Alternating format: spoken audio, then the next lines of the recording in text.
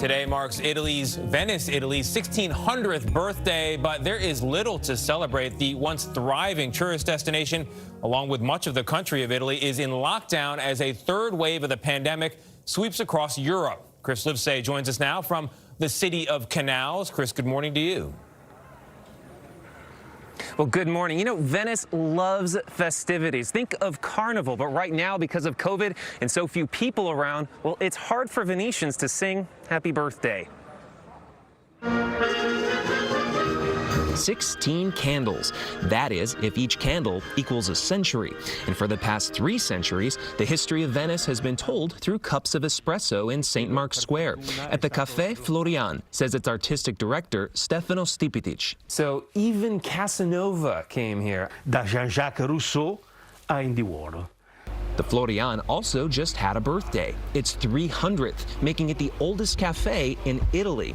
But just like Venice, it isn't celebrating. I mean, this says everything, doesn't it? Questa dice tutto. Esatto, questa è la situazione della città. This is the situation we're in, he says. All of Venice is on top of the tables. It's a disaster. Since the pandemic, Venice has gone from one extreme to the other. Tens of thousands of daily tourists, many in cruise ships, used to barrage the city and distress the locals, once even slamming into a pier. Today, all gone, taking 90% of the city's revenue with them. But in 1,600 years of Venetians sailing the seas, COVID is hardly their first bout with disease.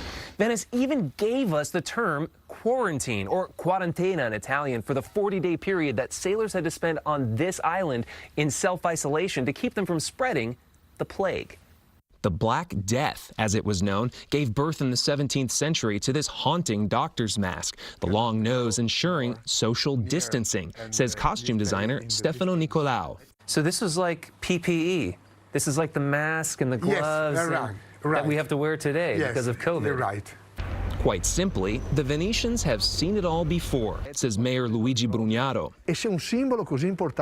Tourists will come back, but we'll have to manage them more responsibly. And if a city as important as Venice can bounce back, he says, then so can the rest of the world.